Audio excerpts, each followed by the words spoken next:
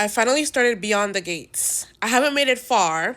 I watched like 7 episodes yesterday when I was journaling. I think it's 7 episodes.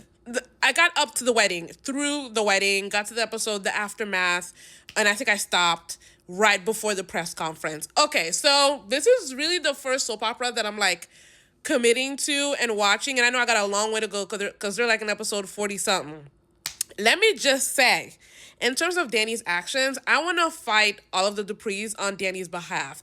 Y'all just think she can just take whatever. You thought she had no limits. You forced her to go to this wedding, and you didn't see the signs. And her sister, Nicole, I think is her name, said she should have seen the signs, but like nobody took her seriously because they know that man been cheating on her.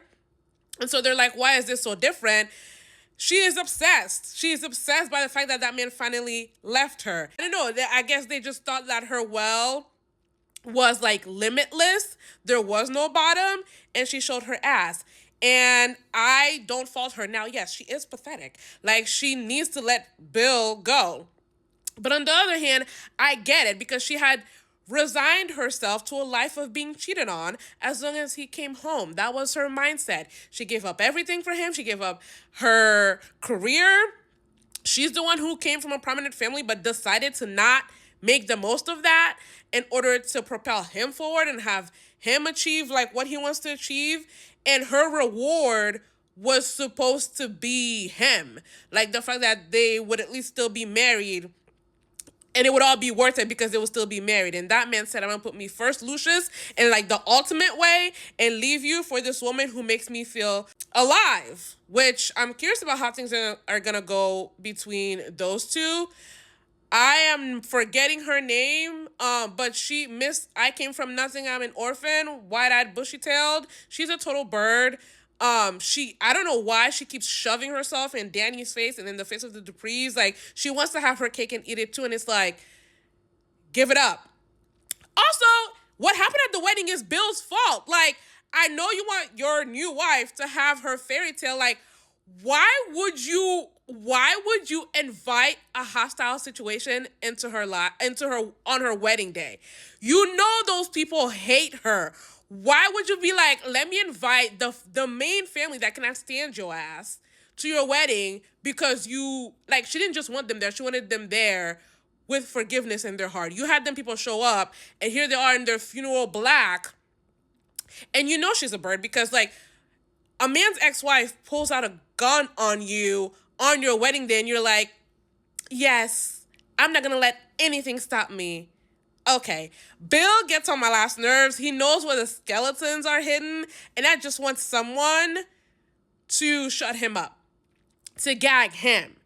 But he's got the secrets, the Duprees, not the... Yes, they're upscale, but they got skeletons in the closet. It seems like the son, Martin, did some manslaughter. Okay.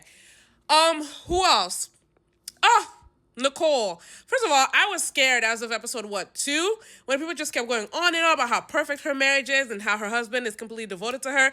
And come to find out, I wonder if he knew about the child. Like, the mom, I don't really trust her. The mom who put Laura in the hospital, I don't really trust her because it just feels like, just like she's not telling her daughter that she put Laura in the hospital, I just feel like the daughter doesn't know everything. I wonder if the daughter is even homeboys, because how did yes, black family trees and all that stuff, but how did two black people create someone so light?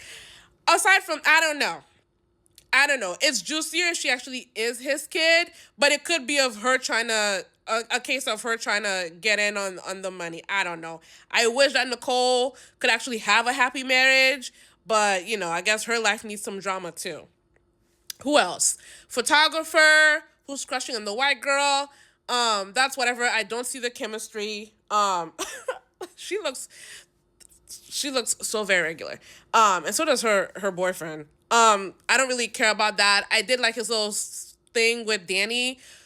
It sounds like that's not going to continue because Dani's just fixated on Bill and making him pay, which I understand. She has a spirit of like revenge on her and vengeance. I get it. But it's also pathetic. But she's also the most lively one of the bunch. So the parents, The matriarch and patriarch.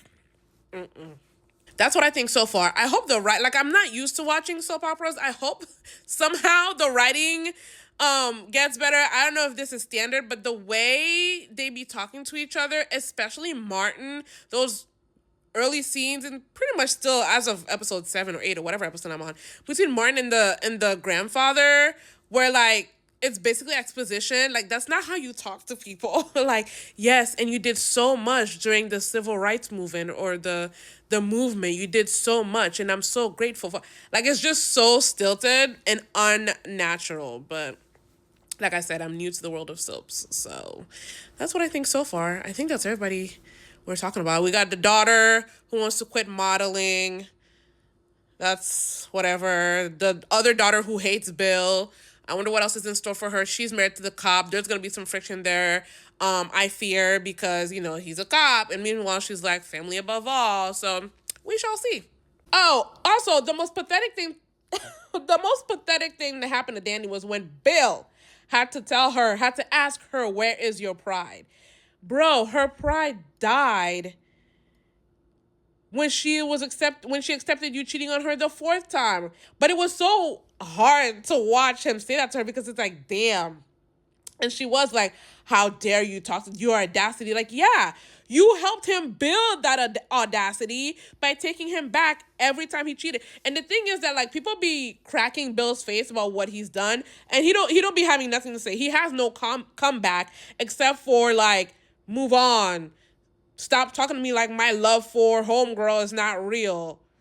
When the daughter was going in on him for, unzipping his pants, like, to her friends, like, he had nothing to say, because what can he say? I also noticed that Dani has not really talked to her daughter about the betrayal that how her friend betrayed her. It really is the Dani show,